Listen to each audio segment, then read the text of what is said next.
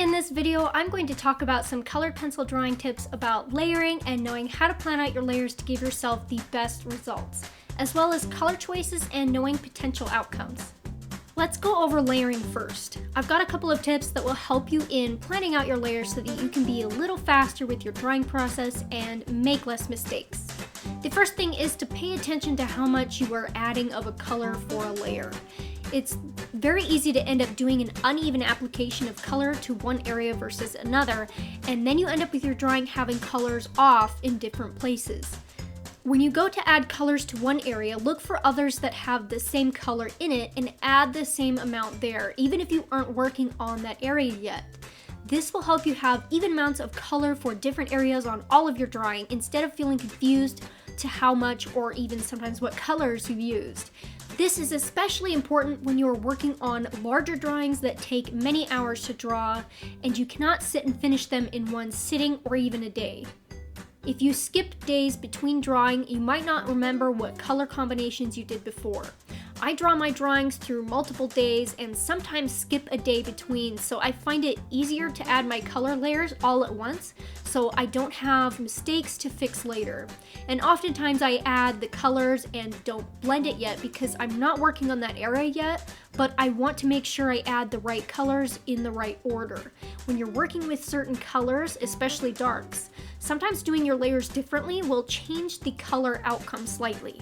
Next is that when you are trying to get a smooth background, the more colors you lay down first before blending, the better. Your blend and background will be much softer than if you did your layers in increments. Now we'll move on to color choices.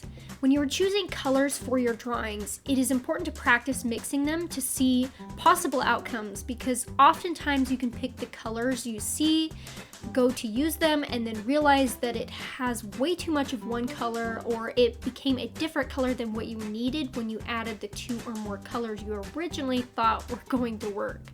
By practicing mixing them on a piece of scratch paper, you give yourself an opportunity to see the mistakes you would have made later on your drawing, and then you can pick better color combinations to accommodate that.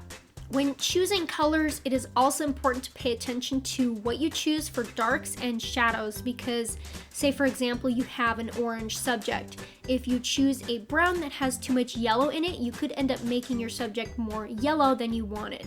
Or if you choose one that has too much red in it, you end up turning your subject more on the red-orange spectrum than orange. Part of learning all about choosing colors is just practicing on scratch paper with possible outcomes, and the more you practice, the better you will get. Another important thing about color choice is that sometimes all you need is a super light layer of some colors to add to others in order to get the right color you need. Going for just one color for an entire area often doesn't get a realistic look because most things have a combination of colors. And when you're working with fur, it can be even harder to differentiate the colors you need to choose, and sometimes you need to choose colors that don't exactly match what your reference calls for. And in these instances, you can choose exaggerated colors for the shadows or highlights to sort of trick the eye into seeing more of that color. As an example, say you're working with yellows and orange, and say you don't have a color with enough red to mix, so you're left with a more yellow subject than you need. You can use a more red shade of brown for your shadows and get more of a red color in there to compensate. If you can think of colors as looking at the primary colors in them, red, yellow, and blue, you will have an easier time choosing colors for your drawings because as you go through your drawing, you will constantly be assessing your colors you've got mixed on your paper and asking yourself, does it need more yellow, blue, or red here? And that applies to the highlights, midtones, and shadows. Another important thing too to consider when you are making your color choices is that you want to try and stay away from using grays and black for a portion of your colors that you're going to use to mix other colors.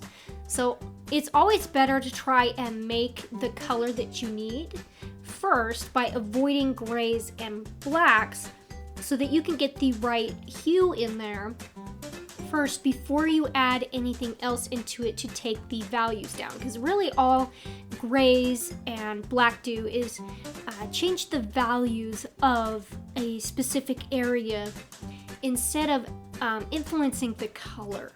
At the end of the day though, it isn't the colors that are the most important part of a drawing for it to look realistic, it's having your values accurate, how light and dark your subject is.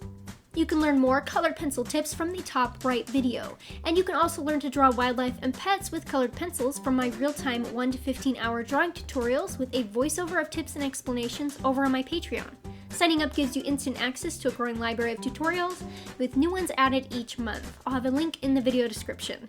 Thank you so much for watching. See you next time.